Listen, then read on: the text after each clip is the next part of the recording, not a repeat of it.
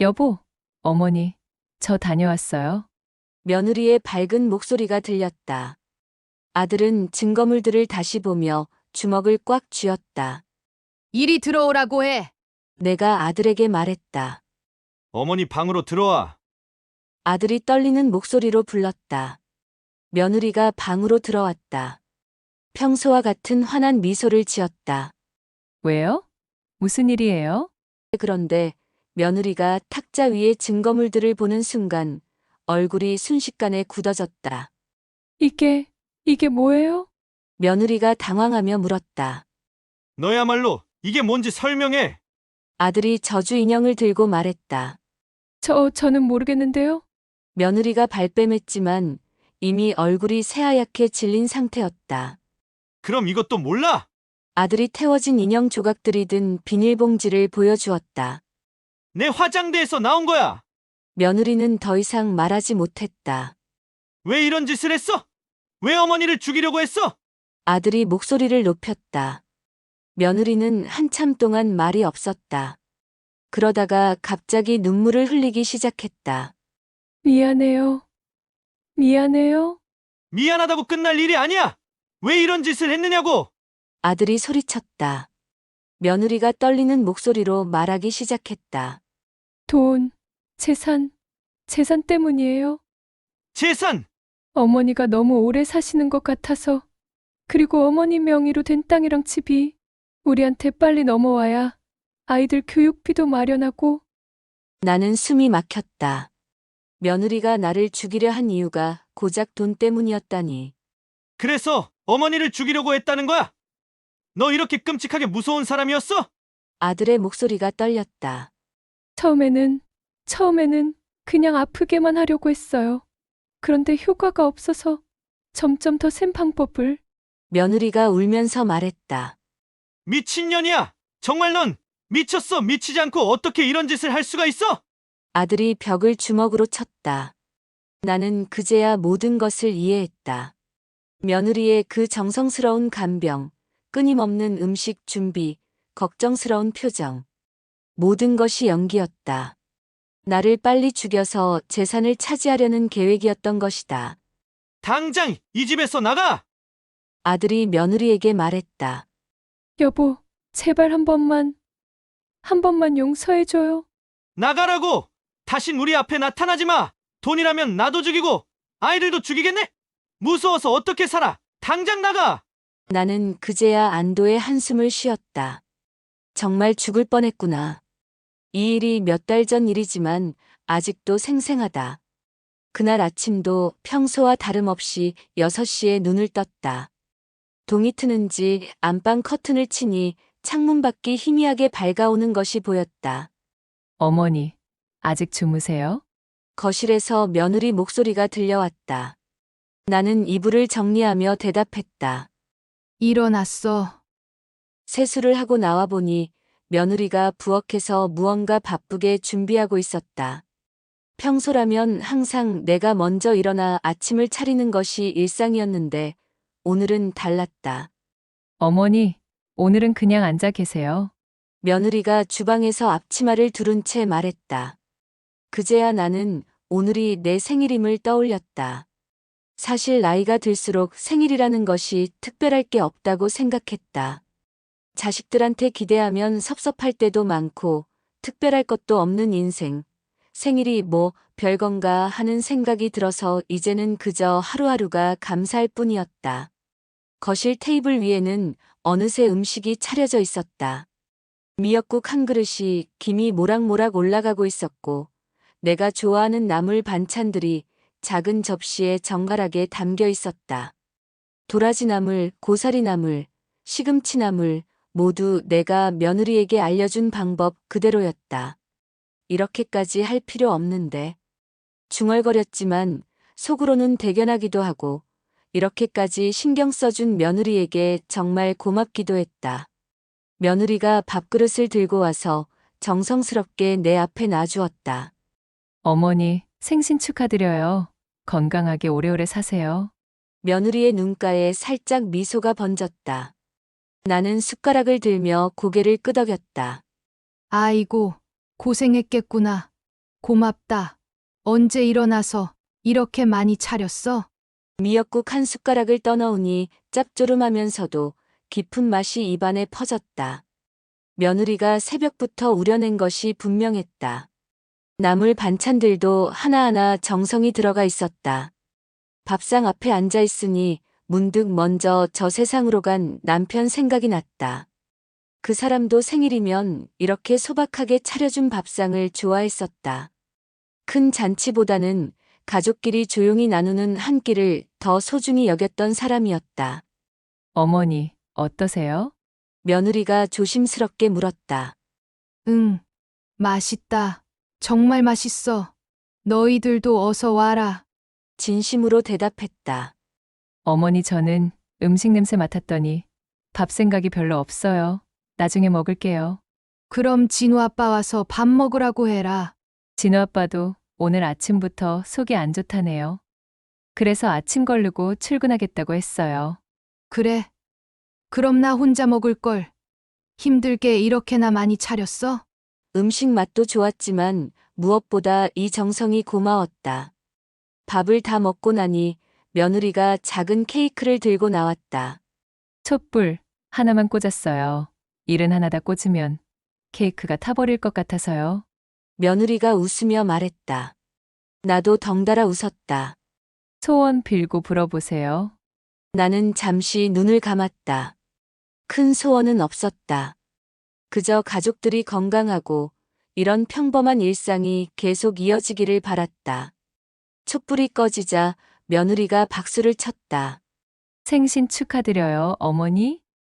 나는 며느리의 손을 잡았다. 고맙다. 정말 고마워.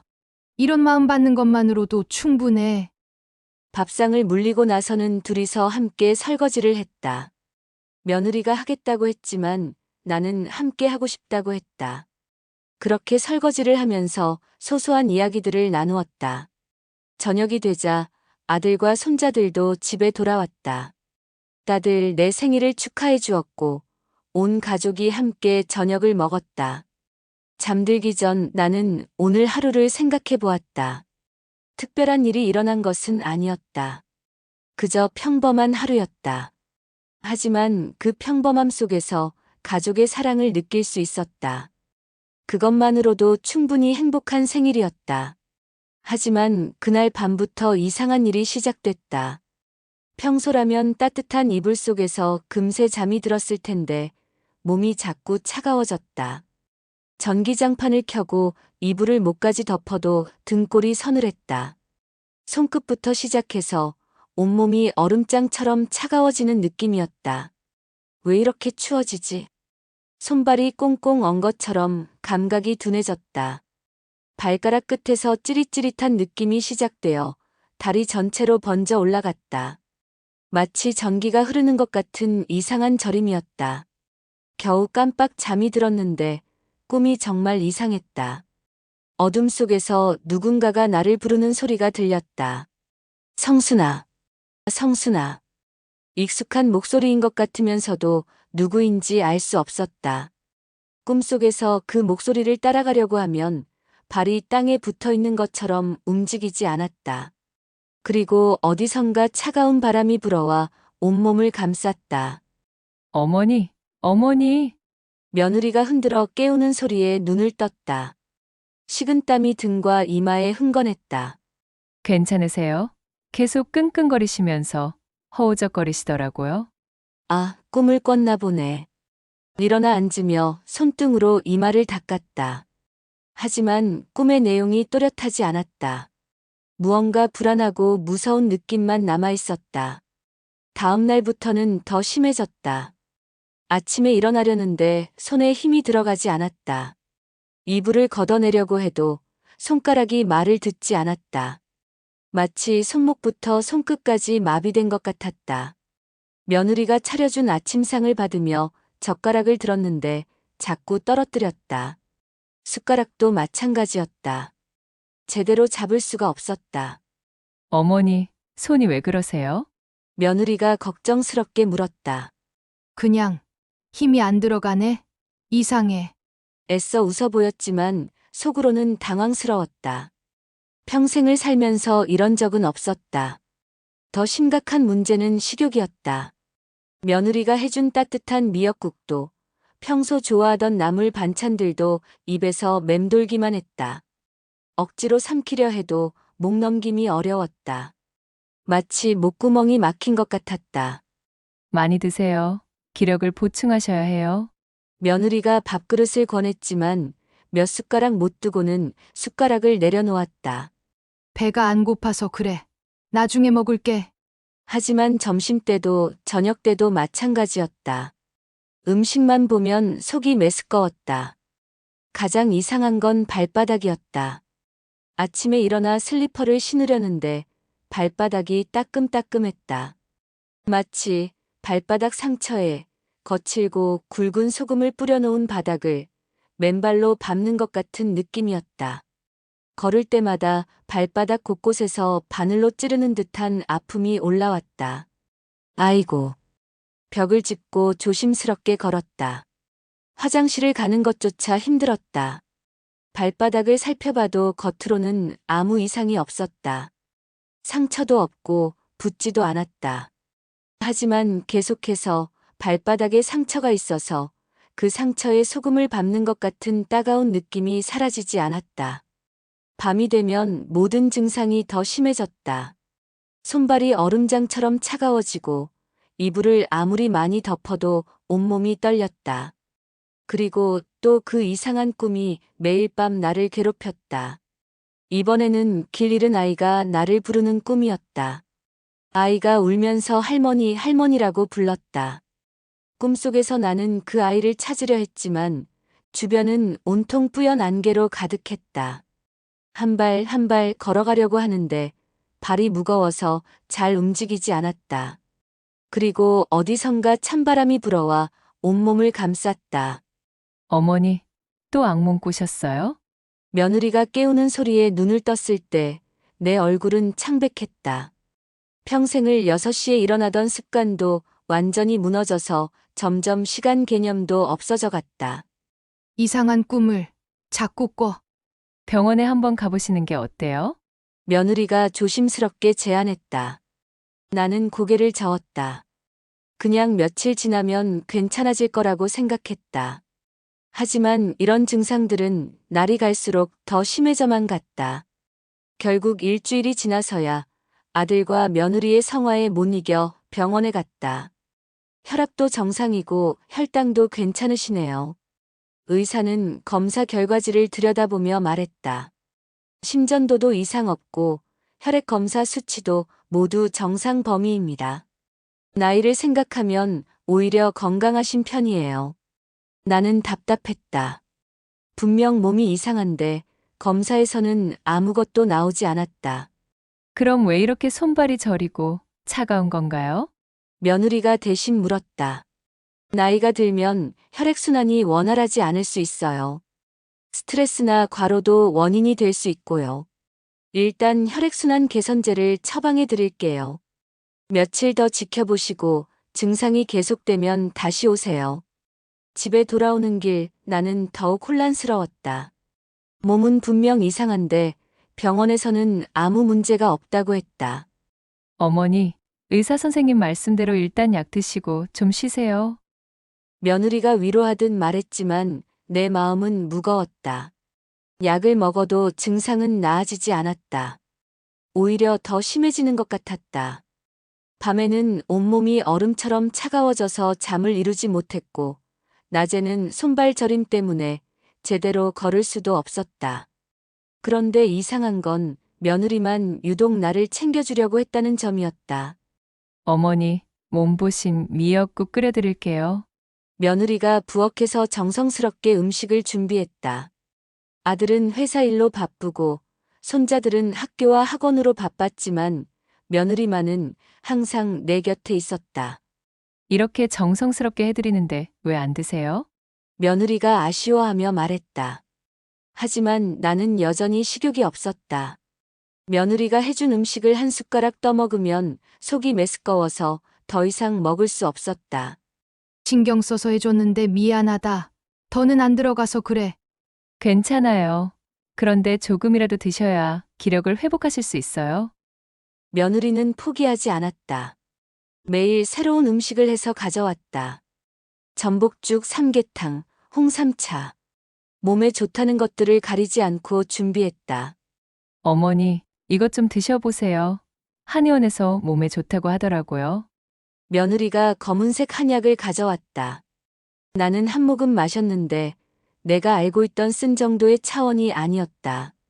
너무 쓰고 역겨워서 품을 뻔했다. 어머니, 쓴 게 몸에 좋잖아요. 보약이니까 당연히 쓰죠. 나는 며느리의 정성을 생각해서 몇 모금 마셨다. 더 이상은 도저히 마실 수가 없었다. 그런데 그 후로 더 이상해졌다. 약을 마신 후 몇 시간이 지나자 온몸이 나른해지고 머리가 멍해졌다. 어머니, 괜찮으세요? 며느리가 다가와서 등을 쓸어주었다. 그냥 좀 피곤하네. 많이 편찮으시니까 그러실 거예요. 좀 더 주무세요. 나는 침대에 누웠다. 며느리가 이불을 덮어주고 나가는 발걸음 소리가 들렸다. 매일 반복되는 일상이었다. 아침에는 며느리가 정성스럽게 준비한 음식, 점심에는 몸에 좋다는 죽이나 국물, 저녁에는 또 다른 보양식, 그리고 그 검은 한약. 오늘은 전복을 넣어서 끓였어요. 아프고 나서 기력 회복에 정말 좋대요. 이건 산삼을 우린 물이에요. 비싸긴 하지만 어머니 건강을 위해서 사서 우려봤어요.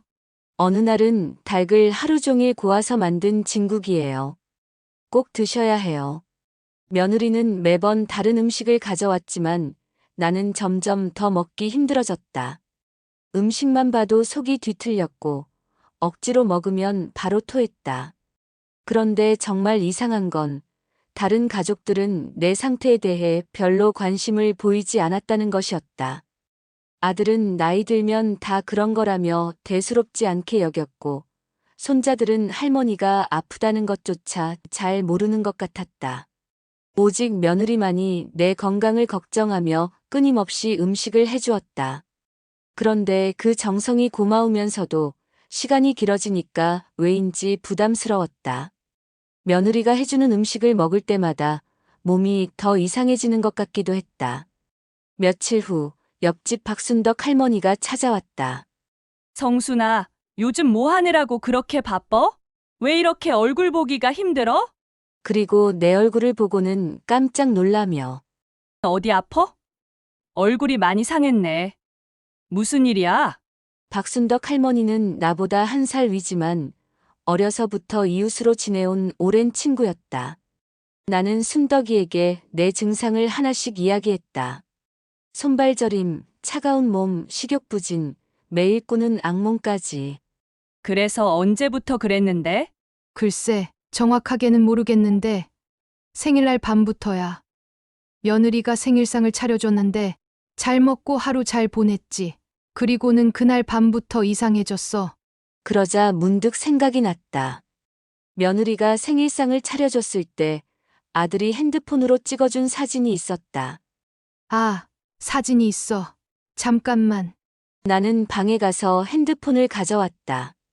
며느리가 정성스럽게 차려준 생일상이 화면에 떠올랐다. 이렇게 차려줬거든. 나물도 골고루 하고 소고기, 조기도 굽고 올해는 며느리가 정성을 많이 들였더라. 순떡 할머니가 사진을 자세히 들여다보았다. 처음에는 참 잘 차렸네라고 말하며 별 표정이 없었는데 점점 눈이 커지더니 얼굴이 하얗게 질렸다. 성순아, 순덕이의 목소리가 떨렸다. 왜 그래? 이거 말이야. 순덕이는 사진을 다시 한번 자세히 보았다. 화면을 확대해서 구석구석 살펴보더니 입을 벌린 채 나를 바라봤다. 이거 제사상이야? 순덕이가 작은 소리로 말했다. 뭐라고? 나는 못 알아들은 척했다. 하지만 가슴이 철렁 내려앉았다. 성순아, 이거 제사상이야.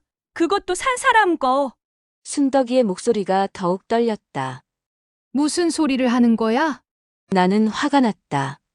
하지만 속으로는 무언가 이상하다는 느낌이 들었다. 봐, 미역국이 여기 있고 나물 반찬들이 이렇게 둘러져 있잖아. 그리고 밥그릇이 이렇게 놓여 있고. 이건 제사상 차리는 방식이야. 순덕이가 사진을 가리키며 설명했다. 그런데 제사상은 돌아가신 분을 위해 차리는 건데, 이건 산 사람 제사상. 순덕이는 말을 잇지 못했다. 그게 뭔데? 내가 다급하게 물었다. 이건 산 사람을 위해 차린 제사상이야. 그 사람이 죽기를 바라는, 그래 맞는 것 같아. 나 옛날에 이런 말 들어본 것 같아. 순덕이는 더 이상 말하지 못했다. 나는 핸드폰을 떨어뜨렸다. 화면이 바닥에 떨어지면서 사진이 흔들렸다. 그럴 리가 없어. 며느리는 그런 사람이 아니야. 고개를 저었지만 가슴이 두근두근 뛰었다. 성순아, 나도 믿기 싫어. 하지만 이건 분명히 제사상이야. 내가 평생 제사를 지내봐서 알잖아. 순덕이가 바닥에 떨어진 핸드폰을 주워서 다시 보았다. 봐, 숟가락 놓인 방향도 그렇고, 반찬 배치도 그렇고, 이건 생일상이 아니야. 나는 온몸이 떨렸다. 그제야 며느리의 행동들이 다시 생각났다. 생일상을 차려준다면서 왜 하필 그런 음식들을 준비했을까? 왜 며느리만 유독 나를 챙겨줬을까? 왜 내가 먹는 음식을 그렇게 정성스럽게 준비했을까? 그러고 보니 그날 아침 밥을 나 혼자 먹었네. 그리고 그 이상한 한약. 마시고 나면 더 이상해지는 그 차. 성순아, 그 며느리가 뭘 해줬는지 찬찬히 생각해봐. 순덕이가 조심스럽게 물었다. 나는 떨리는 목소리로 말했다. 음식을 계속해줬어. 그리고 엄청 그러니까 지금까지 한 번도 맛보지 못했던 정도의 쓴 한약도 몸에 좋다고 해서. 성순아, 지금 당장 이 집에서 나가야 돼. 순덕이가 내 손을 잡았다. 하지만 어디로 가? 우리 집으로 가자. 일단 피해 있어. 나는 혼란스러웠다. 며느리가 정말 그런 사람일까? 나를 죽이려고 그런 짓을 했을까? 하지만 생각해보니 이상한 점들이 하나씩 떠올랐다. 생일상을 차려줄 때 며느리의 표정이 어딘가 이상했던 것, 음식을 먹기를 그렇게 권했던 것, 그리고 나만 그 음식을 먹었던 것. 성순아, 서둘러. 너 며느리 들어오기 전에. 며느리한테는 내가 우리 집에서 당분간 너 몸을 좀 돌봐주겠다고 하고. 순덕이가 재촉했다. 나는 떨리는 손으로 옷을 챙겼다. 그 순간 이대로 순덕이 집으로 갈 수는 없었다. 나는 순덕이를 제지했다. 정말 며느리가 그런 짓을 했는지 확인하고 싶었다. 순덕아, 그럼 일단 같이 집안을 한번 살펴보자. 나는 이상한 것들이 있는지 확인해보고 싶었다. 우리는 조용히 방에서 나와 거실을 둘러보기 시작했다. 처음에는 별다른 게 보이지 않았다. 그런데 순덕이가 TV 옆 장식장을 가리켰다. 성순아, 저 거울 좀 봐. 고개를 돌려보니 장식장 위에 작은 거울이 뒤집어져 있었다. 거울면이 아래로 향하게 엎어져 있었다. 언제부터 저렇게 되어 있었지? 나는 기억이 나지 않았다. 평소에는 신경 쓰지 않던 부분이었다. 그런데 뭐 거울이 뒤집어져 있는 건 나도 평소에 화장대 앞에 손거울을 자주 뒤집어 놓는 편이었다. 나도 자주 그러는데 거울을 뒤집어 놓는 건 부정한 의미가 있어. 더구나 다른 무언가와 같이 비방을 썼다면? 순덕이가 작은 소리로 말했다. 거실 구석 화분 뒤에서도 이상한 것이 발견됐다. 오래된 사진이 거꾸로 박혀 있었는데 자세히 보니 내 증명 사진이었다. 그런데 그 사진 위에 빨간 펜으로 X자가 그어져 있었다. 내 사진이 왜 여기에? 나는 사진을 들고 떨었다. 언제 이런 걸 여기에 박아놨을까? 우리는 더 자세히 집안을 살펴보기 시작했다. 내 방 침실 장롱 뒤를 들여다보니 빨간 천에 쌓인 작은 무언가가 있었다. 나는 떨리는 손으로 그것을 꺼냈다. 빨간 천을 풀어보니 조그만 인형이 나왔다. 그런데 그 인형의 목 부분에 검은 실이 꽁꽁 감겨 있었다. 마치 목을 조르는 것처럼. 나도 모르게 그 인형을 던져버렸다. 이게 뭐야? 내 목소리가 떨렸다. 온몸이 사시나무 떨리듯 떨리기 시작했다. 순덕이가 인형을 자세히 보더니 얼굴이 하얗게 질렸다. 성순아, 이건 저주 인형이야, 저주 인형. 누군가를 해하려고 만드는 거야. 특히 목에 검은 실이 감겨 있으면. 순덕이는 더 이상 말하지 못했다. 그 순간 현관문 열리는 소리가 들렸다. 어머니, 집에 계세요? 며느리의 목소리였다. 평소와 똑같이 밝고 다정한 목소리였는데 이제는 그 목소리가 섬뜩하게 들렸다. 나는 내 귀를 의심했다.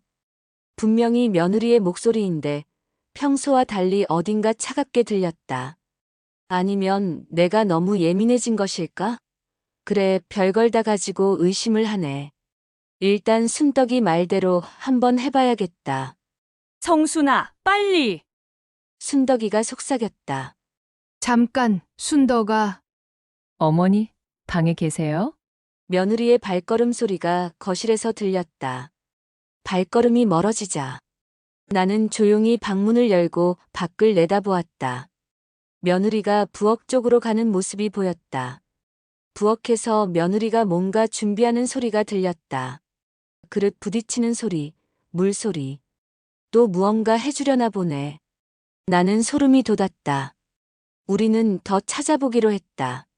내 침대 밑을 들여다보니 또 다른 이상한 것이 있었다. 검은 종이에 빨간 글씨로 무언가 적힌 종이가 침대 바로 아래 깔려 있었다. 나는 그것을 조심스럽게 꺼냈다. 이성순 71세. 종이에 내 이름과 나이가 적혀 있었다. 그리고 그 아래로는 알아볼 수 없는 이상한 글자들이 빨간 글씨로 빼곡히 적혀 있었다. 이건 또 뭐야? 성순아, 이건 부적이 아니야. 그것도 죽음을. 순덕이가 종이를 보더니 손을 떨었다. 이건 누군가에게 애군을 가져다 주려고 쓰는 것 같아. 정확히는 모르겠지만 지금까지 나온 걸 보면 뭔가 좋은 것 같지는 않잖아. 나는 종이를 떨어뜨렸다. 종이가 바닥에 떨어지면서 바스락 소리가 났다. 화장실 문 뒤쪽도 확인해 보니 또 다른 것이 있었다. 빨간 실로 묶인 작은 봉지가 문 뒤에 매달려 있었다. 안을 열어보니 머리카락과 손톱, 그리고 작은 뼈 조각 같은 것들이 들어 있었다. 이건 또 뭐야? 나는 봉지를 보며 기겁했다. 성순아, 이런 건 나쁜 무당들이 누군가를 저주할 때 쓰는 거야. 순덕이의 목소리가 점점 작아졌다. 성순아, 이것들이 다 우연일 리 없어. 순덕이가 주변을 둘러보며 말했다. 뒤집힌 거울, 물론 거울만 뒤집어 놓는다고 그런 효과가 있는 건 아니겠지만 저주 인형, 이상한 부적, 저주용 봉지, 거꾸로 박힌 사진. 이건 모두 누군가가 의도적으로 해놓은 거야. 야, 정말 소름 돋고 무섭다, 무서워. 그 순간 부엌에서 며느리의 목소리가 들렸다. 어머니, 몸에 좋은 차 끓였어요. 나오세요. 우리는 서로를 바라보았다. 며느리의 목소리가 평소보다 더 달콤하게 들렸다. 하지만 이제는 그 달콤함이 섬뜩하게 느껴졌다. 성순아, 이제 확실해졌어, 저 며느리가. 순덕이는 말을 잇지 못했다. 나는 온몸이 떨렸다. 며느리가 정말 나를 죽이려고 이런 짓들을 해왔던 것이다. 생일상도 매일 해준 음식도 그 한약도 모든 것이 나를 해치려는 계획이었던 것이다. 성순아, 어서 나가자. 순덕이가 내 팔을 잡았다. 하지만 나는 한 가지 더 확인하고 싶었다. 순덕아, 사진을 다시 한번 봐. 정말 제사상이 맞나? 내가 보기엔 분명히 제사상인데 정확한 건 무당한테 물어봐야겠어. 무당, 응, 우리 동네 김무당, 그 사람이라면 확실히 알 거야. 나는 그런데 한 번도 안 가봤는데 왠지 무섭기도 하고. 무슨 소리야? 이런 건 확실히 해야지. 이렇게 증거가 많이 나왔는데 그냥 넘기면 그때는 정말 너 큰일 치른다. 정신 차려. 그때 거실에서 며느리의 목소리가 들렸다. 어머니? 왜 안 나오세요? 며느리의 목소리가 점점 가까워졌다. 우리는 뒷문으로 조용히 빠져나왔다. 며느리가 어머니? 라고 부르는 소리가 들렸지만 돌아보지 않았다. 마을 입구에 있는 김무당의 집으로 향했다. 김무당은 이 동네에서 40년째 살면서 온갖 굿을 해온 사람이었다. 무엇 때문에 오셨어요? 김무당이 우리를 보며 물었다. 이 사진 좀 봐주세요. 순덕이는 내 핸드폰을 내밀었다. 김무당이 사진을 보더니 순간 얼굴이 굳어졌다. 이거 어디서 나온 사진이야? 이 집 며느리가 이 친구 생일상이라고 차려준 거래요. 김무당은 사진을 더 자세히 들여다보았다. 그리고는 고개를 흔들며 정색했다. 이런, 이건 생일상이 아니야. 그럼 뭔가요? 이건 산 사람 보내는 상이야. 명줄 끊으려는 의식이지. 김무당의 말에 내 온몸에 힘이 풀렸다. 산 사람 제사라고 하는데 보통 한 맺힌 원혼을 달래거나 누군가의 명을 대신 가져가게 하려고 차리는 상이야. 김무당이 사진을 확대해서 보여주며 설명했다. 여기 미역국이 있고 그 주변으로 나물들이 배치되어 있지. 이건 일반적인 제사상 배치야. 하지만 자세히 보면 김무당이 사진의 세부 사항을 가리키며 말했다. 여기 밥그릇 옆에 뭔가 하얀 게 보이지? 이게 식은 밥이야. 뜨거운 밥이 아니라 일부러 식힌 밥을 놓는 거야. 나는 사진을 자세히 보았다. 정말로 밥그릇 옆에 작은 그릇이 하나 더 있었다. 그리고 여기 이 작은 그릇은 날계란을 담은 거고 삶은 계란이 아니라 날계란을 깨서 넣은 거야. 김무당의 설명을 들으니 이제 보였다. 며느리가 조심스럽게 놓았던 작은 그릇들이. 여기 검은 참깨도 있네. 상 위에 있던 식은 밥, 날계란, 검은 깨는 산 사람 상의 전형적인 구성이지. 나는 소름이 돋고 머리가 띵했다. 며느리가 그토록 정성스럽게 준비했다던 것들이 모두 나를 죽이려는 계략이었다니. 그런데 더 무서운 건 김무당이 사진을 더 확대했다. 여기 미역국 옆에 작은 그릇이 하나 더 있지. 이게 소금 그릇이야. 소금을 따로 담아 놓은 거야. 소금 그릇이요. 산 사람 제사에서는 반드시 소금을 따로 담아 놓는 거야. 소금은 정화의 의미가 있지만 이 경우에는 영혼을 묶어두는 역할을 해. 순덕이가 중얼거렸다. 그러면 성순이가 그 밥상에서 먹은 음식들은요? 모두 독이 든 것과 같아. 김무당이 심각한 표정으로 말했다. 그리고 여기 나물 뒤쪽에 보이는 이것들. 김무당이 사진의 구석진 부분을 가리켰다. 이게 작두콩이야. 작두콩은 보통 악기를 쫓는 데 쓰이지만 산 사람 제사에서는 그 사람의 생명력을 끊는 의미로 사용돼. 나는 기억이 났다. 며느리가 나물 뒤쪽에 뭔가 조그만 것들을 놓았던 게. 그리고 이것, 김무당이 사진의 또 다른 부분을 확대했다. 이 길쭉한 것들, 고사리 줄기지. 근데 이게 일반 고사리 줄기가 아니야. 뭐가 다른가요? 이렇게 동그랗게 말아서 탯줄 모양으로 만든 거야. 탯줄은 생명의 시작을 의미하는데 이걸 끊는다는 의미로 이렇게 배치하는 거야. 나는 온몸이 부들부들 떨렸다. 며느리가 그토록 세심하게 준비했던 모든 것들이 나를 죽이려는 무서운 의식이었다니. 할매, 이상 받고 먹은 후로 몸에 이상이 있었지. 김무당이 물었다. 네, 손발이 차갑고 저리고 식욕도 없고. 그럴 수밖에 없어. 이런 의식을 당하면 기가 막혀서 그런 증상이 나타나는 거야. 그럼 어떻게 해야 하나요? 나는 절망적인 목소리로 물었다. 일단 그 집에서 나온 건 잘했어. 그리고 지금 당장 굿을 해야 해. 김무당이 일어서며 말했다. 그 며느리가 버린 악한 의식을 끊어내야 해. 그렇지 않으면 김무당은 더 이상 말하지 않았다.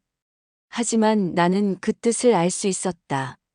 나는 내가 죽음의 문턱까지 갔다 온 것을 깨달았다. 며느리의 그 따뜻했던 웃음과 정성 뒤에 이런 무서운 계획이 숨어 있었다니. 할매, 곡씨, 그 며느리 방에 다른 것들이 더 있을 수도 있어. 김무당이 말했다. 더 확인해 봐야 하나요? 이런 의식을 하는 사람들은 보통 더 많은 것들을 숨겨놓거든. 순덕이와 나는 다시 집으로 돌아갔다. 다행히 며느리는 시장에 나간 것 같았다. 우리는 조심스럽게 며느리 방으로 들어갔다. 여기서 뭘 찾아야 되지? 순덕이가 옷장을 열어보며 중얼거렸다. 나는 며느리의 화장대 서랍을 열어보았다. 화장품들 사이에 작은 비닐봉지가 하나 있었다. 순덕아, 이것 좀 봐. 봉지 안에는 까맣게 타버린 무언가의 조각들이 들어있었다. 자세히 보니 플라스틱이나 청 같은 재질의 타버린 조각들이었다. 이게 뭘까? 순덕이가 봉지를 들여다보았다. 무슨 천조각 같은데? 나는 조각들을 자세히 살펴보았다. 작은 단추 같은 것도 보이고 타다 남은 실조각도 있었다. 이거 인형을 태운 것 같아. 그 순간 현관문이 열리는 소리가 들렸다. 어머니, 다녀왔어요? 며느리의 밝은 목소리였다. 우리는 급히 봉지를 원래 자리에 놓고 방에서 나왔다. 어머니, 어디 계셨어요? 아까 차 끓여놨는데 안 나오시더라고요. 며느리가 웃으며 말했다. 평소와 똑같은 따뜻한 미소였다.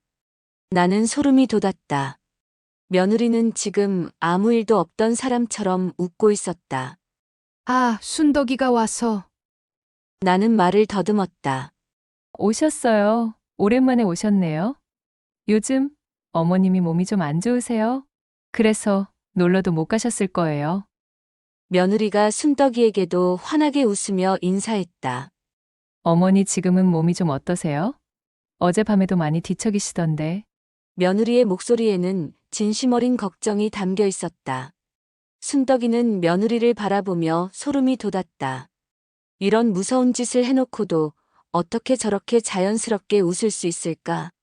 오늘은 몸보신에 좋은 삼계탕을 끓여드릴게요. 시장에서 좋은 닭을 사왔어요. 며느리가 비닐봉지를 들어 보이며 말했다. 아니야, 괜찮아. 나 별로 밥 생각 없다. 해놔도 못 먹을 것 같아. 너희들이나 해서 먹어라. 나는 급히 손을 저었다. 왜요? 몸이 아프실 때는 뭐라도 드셔야죠. 잘 드셔야 얼른 털고 일어나시죠. 며느리가 고개를 갸웃거렸다. 정말 궁금해하는 표정이었다. 그냥 입맛이 없어서 그래. 그럼 죽이라도 끓여드릴까요? 소화하기 쉽게? 며느리는 포기하지 않았다. 계속 뭔가 해주려고 했다. 나와 순덕이는 서로 눈을 마주쳤다. 며느리의 이런 모습이 이제는 섬뜩하게 느껴졌다. 아니야, 정말 괜찮아. 나는 순덕이 집에서 좀 놀다가 올게. 나는 재빨리 말했다. 박할머니 집에서요? 며느리의 눈이 순간 차갑게 변했다가 다시 웃는 얼굴로 돌아왔다. 그래도 집에서 드시는 게 좋을 텐데. 괜찮아, 괜찮아. 나는 순덕이와 함께 급히 현관으로 향했다. 그럼 저녁에는 꼭 집에서 드세요. 며느리가 뒤에서 소리쳤다. 목소리는 여전히 밝고 따뜻했다. 우리가 집 밖으로 나오자 순덕이가 중얼거렸다. 정말 무서운 년이야. 저런 짓을 해놓고도 어떻게 저렇게 태어날 수가 있지? 저건 사람 새끼가 아니여. 참 무섭다 무서워. 나도 고개를 끄덕였다. 그 인형 조각들 뭘 태운 걸까? 아마 너를 해치려고 만든 인형을 태운 것 같아. 그래야 효과가 더 세진다고 하더라고. 며느리가 나를 죽이려고 얼마나 치밀하게 계획했는지 알 수 있었다. 그런데 더 무서운 것은 며느리가 여전히 아무 일 없다는 듯이 나를 챙겨주려 한다는 것이었다. 마치 정말로 시어머니를 사랑하는 며느리인 것처럼. 그 다음 날 나는 김무당에게 굿을 부탁했다. 할매, 이건 아주 강한 저주야. 시간이 오래 걸릴 수 있어. 김무당이 심각한 표정으로 말했다. 굿을 하는 동안 김무당은 계속 중얼거렸다. 이 저주를 건 사람 아주 독하네. 평범한 원한이 아니야. 깊은 미움이 서려 있어. 굿을 마친 후 나는 몸이 조금씩 가벼워지는 걸 느낄 수 있었다. 손발의 저림도 조금 나아졌고 차가웠던 몸도 따뜻해지기 시작했다. 하지만 이제 정말 중요한 일이 남아 있었다. 아들에게 모든 것을 말해야 한다. 나는 증거물들을 모았다. 생일상 사진, 뒤집힌 거울, 저주 인형, 빨간 글씨로 적힌 부적, 손톱 머리카락이 든 봉지, X자가 그어진 내 사진, 그리고 태워진 인형 조각들까지. 아들이 회사에서 돌아온 어느 날 저녁 나는 아들을 방으로 불렀다. 진우 아빠야, 내가 할 말이 있어. 네, 어머니. 무슨 일 있어요? 아들이 걱정스럽게 물었다. 나는 준비해둔 증거물들을 아들 앞에 내놓았다. 이게 뭐예요?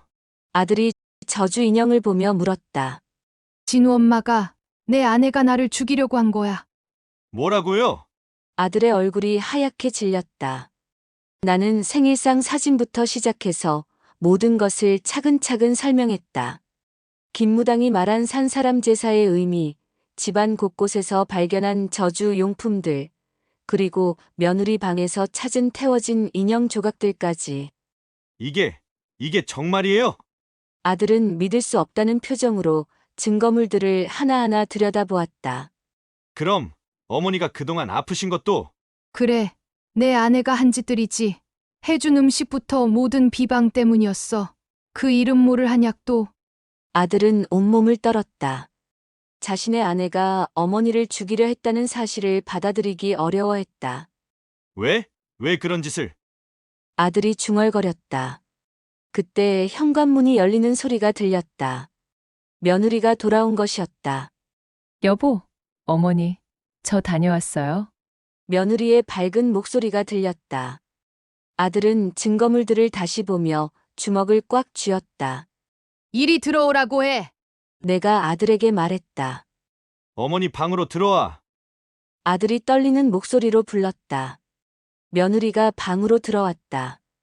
평소와 같은 환한 미소를 지었다. 왜요? 무슨 일이에요? 그런데 며느리가 탁자 위의 증거물들을 보는 순간 얼굴이 순식간에 굳어졌다. 이게 뭐예요? 며느리가 당황하며 물었다. 너야말로 이게 뭔지 설명해. 아들이 저주 인형을 들고 말했다. 저는 모르겠는데요. 며느리가 발뺌했지만 이미 얼굴이 새하얗게 질린 상태였다. 그럼 이것도 몰라? 아들이 태워진 인형 조각들이 든 비닐봉지를 보여주었다. 내 화장대에서 나온 거야. 며느리는 더 이상 말하지 못했다. 왜 이런 짓을 했어? 왜 어머니를 죽이려고 했어? 아들이 목소리를 높였다. 며느리는 한참 동안 말이 없었다. 그러다가 갑자기 눈물을 흘리기 시작했다. 미안해요. 미안해요. 미안하다고 끝날 일이 아니야. 왜 이런 짓을 했느냐고. 아들이 소리쳤다. 며느리가 떨리는 목소리로 말하기 시작했다.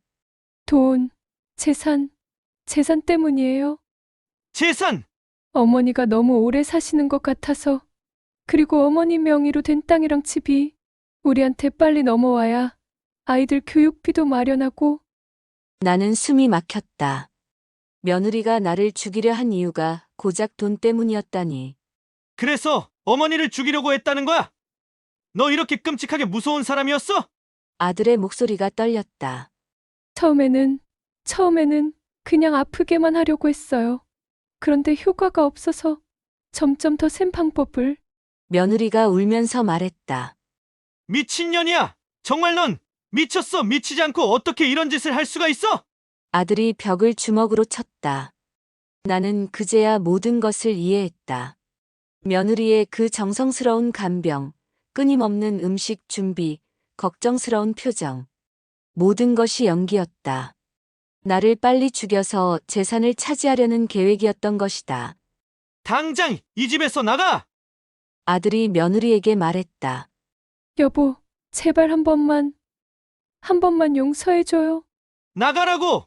다신 우리 앞에 나타나지 마! 돈이라면 나도 죽이고 아이들도 죽이겠네?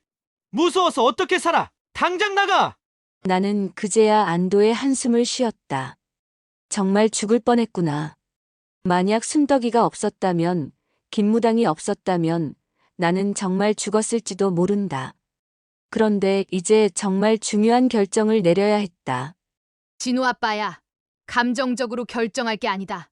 너는 앞으로 어떻게 하고 싶어? 나는 단호한 목소리로 말했다. 너희 가족 모두 당장 내 집에서 나가라. 어머니, 저는 저 여자랑 더 이상은 못 살아요, 절대! 무서워서 어떻게 살아요? 뒤에서 무슨 짓을 하고 있을 줄 알아서요. 매일 피가 마를 거예요. 어머니 한 번만 살려주세요. 잘못했어요. 제발 한 번만 용서해주세요. 이 불쌍한 것. 너는 나를 죽이려고 그렇게 무서운 짓을 하고도 너는 살려달라고 하는 거야? 한시도 꼴 보기 싫어. 당장 나가. 내 목소리에는 분노가 가득했다. 나는 소리쳤다. 그리고 너도 마찬가지야. 얘 아내가 그런 짓을 하는 줄도 모르고. 저는 정말 몰랐어요. 아들이 울먹이며 말했다. 몰랐다. 내 어미가 죽어가는데 관심도 없었잖아. 회사 일만 바빴고. 며느리가 다시 빌었다. 어머니, 제발 한 번만 용서해주세요. 제가 정말 잘못했어요. 용서? 나를 죽이려고 한 년을 용서하라고? 너 같으면 그런 며느리 용서하겠어? 나는 며느리를 노려보며 말했다. 꺼져! 당장 꺼지라고! 내 눈앞에서 사라지라고! 어머니, 며느리가 눈물을 흘리며 불렀다. 그 더러운 눈물 그만 흘려! 그것도 다 연기지? 이 독한 년아! 나는 며느리에게 고함을 질렀다. 너 같은 년이 내 며느리였다는 게 평생 한이다. 어떻게 인두껍을 쓰고 살랑살랑 웃으면서 사람을 죽일 생각을 해? 어머니, 진정하세요. 아들이 나를 말렸다. 너도 입 닥쳐. 내가 뭘 잘했다고? 나는 아들에게도 화를 냈다. 나는 평생 벌어놓은 재산을 다 너희에게 물려줄 생각이었어. 이 집도, 땅도, 예금도 모든 걸 다. 어머니, 나는 눈물을 흘렸다. 나는 며느리를 향해 손가락질했다. 어머니, 너무하세요. 너무하다고? 적반하장도 유분수지. 참 기가 막힌다. 나를 죽이려고 가진 수를 다 쓰던 것이 너무해? 어디서 뚫린 입으로 너무하다는 소리를 해? 당장 짐 싸서 나가! 나는 방문을 박차고 나갔다. 며느리가 뒤따라오며 소리쳤다. 어머니, 정말 죄송해요. 제가 미쳤었어요. 잘못했습니다. 미쳤다고? 그래, 미쳤지. 나를 죽이려고 한 걸 보면 나는 돌아서서 며느리에게 소리쳤다. 너 같은 년은 감옥에 가야 해. 살인 미수로. 너도 공범이야. 얘 아내가 그런 짓을 하는 걸 못 본 척한 나는 아들에게도 같이 욕했다. 인간이 아니야. 짐승만도 못한 것. 며느리가 무릎을 꿇었다. 어머니, 정말 용서해주세요. 잘못했어요. 일어나. 더러운 짓 그만해. 너 같은 인간은 정말 욕도 아깝다. 내가 왜 너 그 더러운 변명을 계속 듣고 있어야 해? 야, 얘 내 눈앞에서 치워. 나는 며느리를 발로 밀며 아들에게 말했다. 결국 며느리는 그날 밤 집을 떠났다. 그리고 아들은 이혼 절차를 밟았고 바로 이혼을 했다. 그리고 엄마의 한순간 잘못된 선택으로 아이들이 힘들어진 것이다. 나는 엄마 없이 커야 할 손주들이 불쌍했지만 아들도 무서워서 며느리와는 살기 싫다고 했다. 그것이 나를 죽이려고 한 며느리에 대한 마지막 심판이다. 며느리의 그 독한 마음, 아들의 무관심도 모든 것을 용서할 수는 없다. 나는 지금도 내가 내린 결정이 옳다고 믿는다.